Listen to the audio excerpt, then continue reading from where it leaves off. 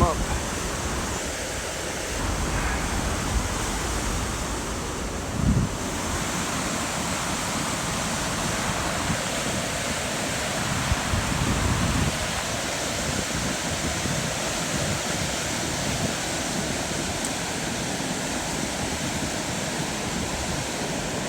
That's Virginia, right there. That there is Virginia. This landmass here with pine trees on it, it's an island in between the two, on the Maryland side. And that right there is a little island I was hoping to get to, but the river might be too high. Might not be able to. We'll see.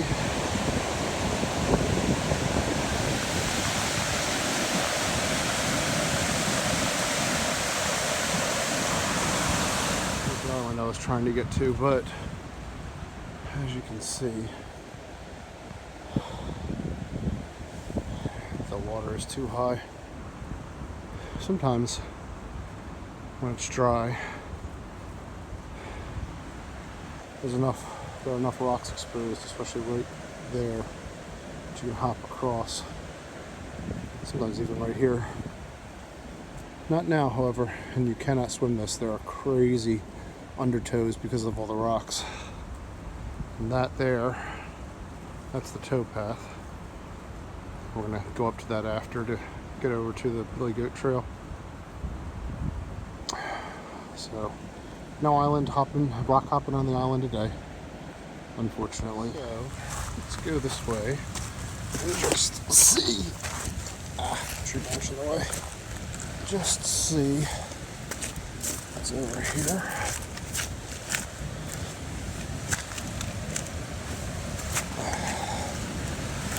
Let's see how far we could get.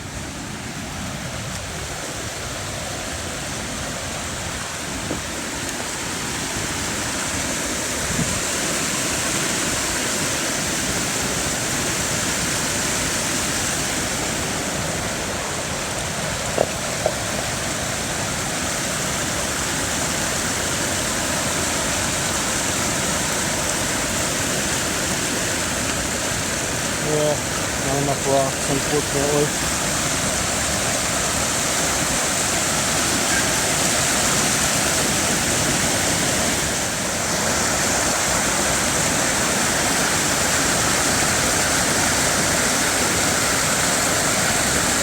This is where you can sometimes hop across. There's sometimes enough exposed rocks here, there, or right along that little ridge there. And then you get out there, and there's some rocks that go across there. But the river's too high today. And for anybody that comes here, do not get in the river. It is dangerous. They have, I think, on average, like 7 to 12 drownings a year here. Because people don't understand about undercurrents and this kind of whitewater. So, not today. We'll go back and we'll hit the Billy Goat Trail. So we gotta get up there. So we're gonna leave here. And we're going to go up this crevice here. Looks like a nice little crevice to get up to the top. So, let's see how this goes.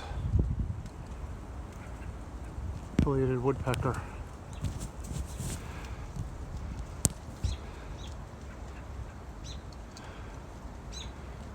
Sorry, I'm a little shaky.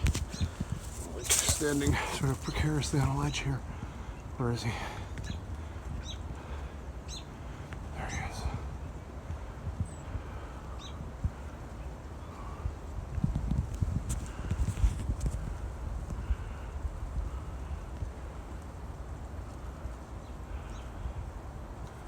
Oh, just flew off. Also saw a bluebird up here. I saw some before I came down into here. Maybe I just came up. All right, So here we are on the towpath. That's the kayak launch area down there, that little beach.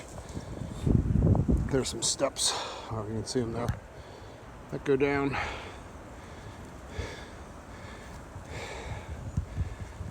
So we're heading south on the towpath to the northern terminus of the Billy Goat Trail. Then we'll take the Billy Goat Trail from north to south until it hooks back into the towpath. Then we'll walk the towpath back. It's not particularly long. I don't know, 3.5, 4 miles. But it's tiring because the Billy Goat Trail is not just a hike. It's a hike and rock hopping and all that sort of good stuff. We're coming up here to the top of that wall that we saw from down below.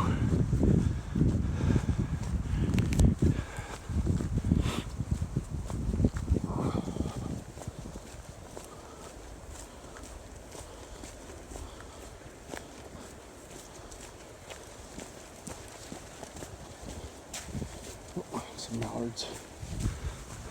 Here go duckies.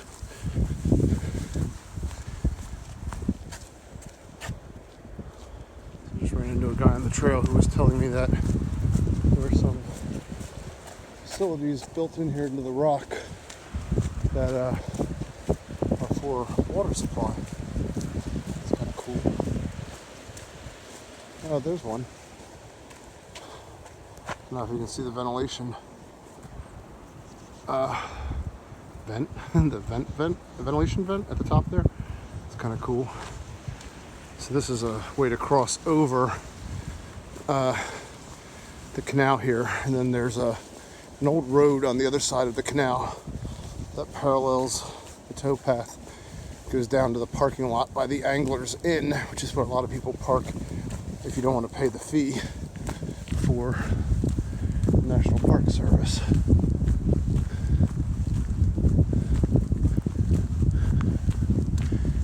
I always, every year, buy one of those annual passes for all the federal parks. Because for me, it's kind of it's a donation, basically. So, not much more water in the canal here. When we get down further on our way back up, there'll be a lot more. So here's the northern terminus of the towpath here. And this is where we're going to go.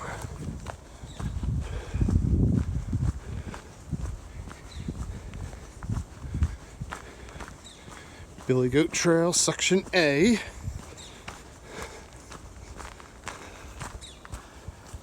Billy Goat Trail, Section A. And let's see. We are... Oh geez, it's huge. Here it is. So we're here, and we're going to follow the trail down here, along there, up to there. Then we'll hit the towpath again, and we'll come back up where we were. That little beach is right about where that 7 is, right there. Those are the rocky islands. That's what I was trying to get, but not today. Alright, so let's get going on the towpath here. On the Billy Goat Trail here. When you start on the Billy Goat Trail, it's pretty non-technical. You could get lulled into sort of a false sense of security, which I think a lot of people do, into thinking, oh, this is no big deal. What are they talking about? But it gets quite rocky. There's some rock scrambles.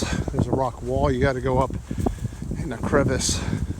It's all doable if you do it at whatever speed you're comfortable with, but it is not just a flat hike.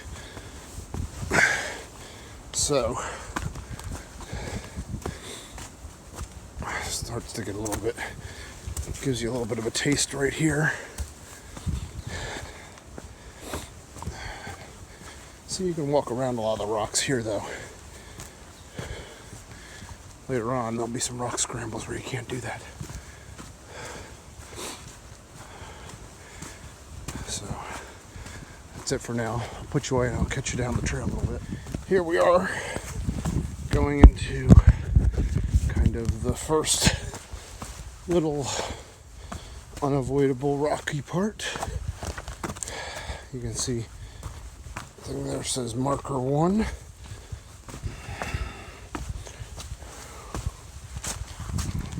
Wet. Oops.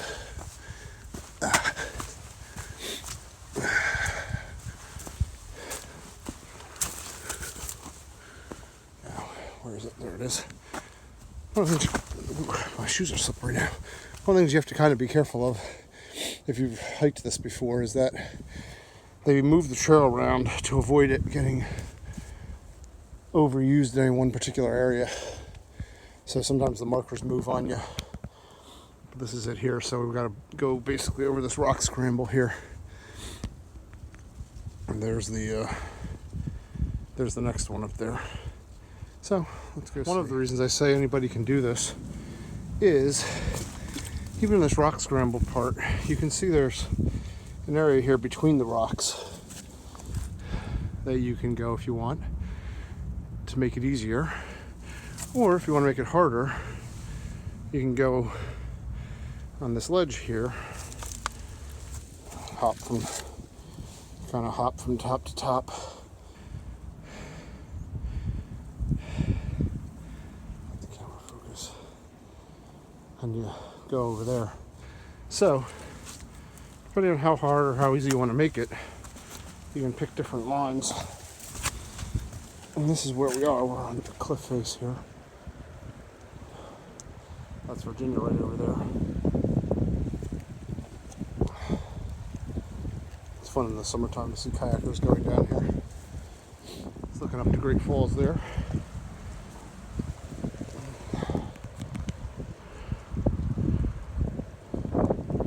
This part here, you really have to go on top of the rocks. There's really no other way around. So that's basically the trail. So we got through the first rock scramble and we're at a little stream crossing here. And this now is going to go up to the climb, which is over this way here. I'll show you guys it in a minute here. There we go. There are some people doing it right now.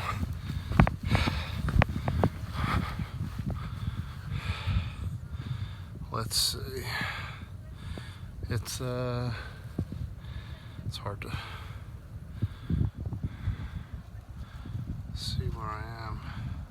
Alright, it's somewhere like right up in there. It's there. You can see the people coming down. They're gonna have to get out of the way though. You can only have one party going up and one party going down at any point in time because it is literally a crevice. See, it's that right there, that little crevice goes up. So we're coming down.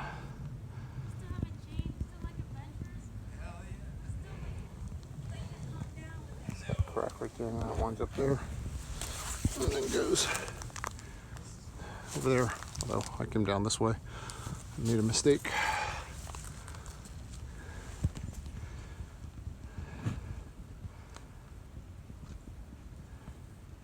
I like going up better than going down. Well, YouTubers, we got to the top there pretty easily. Not as fast as I usually do, but we made it. Man, one thing you gotta watch on this trail is when your feet get a little bit of like wet sand. Your shoes get the wet sand on the bottom of them. They lose a lot of their grip. You really have to be careful on these rocks because where you would otherwise have grip, a lot of times you don't, especially on the ones that have been worn smooth over time with all the hikers. Man, my knees starting to flare up a little. I had a little crash on my mountain bike this summer. It was weird. I had a pedal strike, and oops, this way. I almost saved it, but when I landed with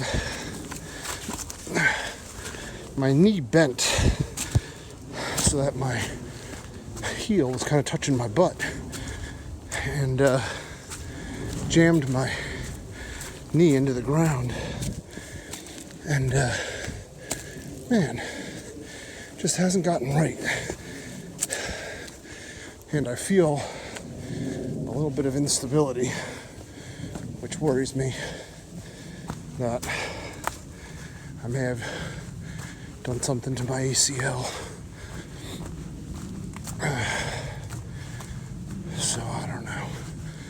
I've already torn both my MCLs back during rugby days, so I may need to go get an MRI one of these days. Anyway, enough about me. I hope you're enjoying this trail. It is really nice. Whew. You gotta be paying attention though, 100% of the time. See, I like to take the tops of rocks if I can.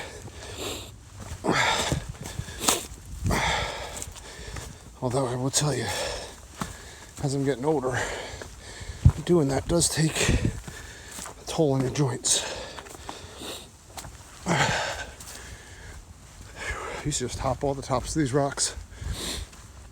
But man, I can feel it in my ankles and my knees now. At any rate, hope this gives you a good idea of the trail. It is really nice. I'll tell you, weekends can be really crowded. So, weekday or weekend when maybe it's not quite as nice weather, it's a good time to come out. Alright, I need my hands to get down this now, because that's smooth and my shoes aren't going to have grip. So, see you in a little bit. Hey guys, so here's marker 2, and there is an exit here. It's kind of right there, kind of goes back that way, and you can see what it says here. Basically, if you're getting tired or you're low in water, bail here. So, of course, we're going to continue on, but you can see there's the marker. Where is it? There it is, right there. We, however, are going to go past the sign and go down through this way. It says an hour. It's an hour if you're going slow. It's more like a half an hour if you go at a reasonable pace. But it is rocky, and it's pretty. There's a lot of exertion. You gotta go. You gotta exert here. So it is tiring, but it's fun. Do the whole thing, then you go back to the towpath, and you just walk the towpath up. So let's go do this rock scramble now.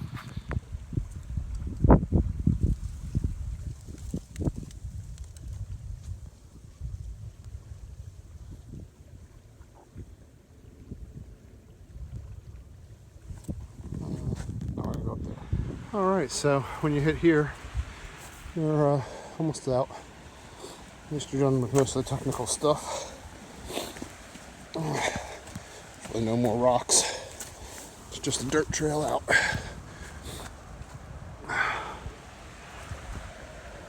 Here's the southern terminus. You go that way if you want to go down to the parking at Angler's Inn, and you go this way to go back to the National Park parking. So that's it. I'm gonna walk the towpath back, which is boring and uninteresting. So hope you guys enjoyed that. If you're in DC, it's a nice little adventure. The Billy Goat A, if you're really feeling up to it, you can link B and C. Each gets progressively, I would say, less technical. You can actually trail run B and C pretty easily. So you would go that way, hook into B, take B, then hook into C. So, anyway, it's cold here, so I'm heading back to the car. See you guys on the trail.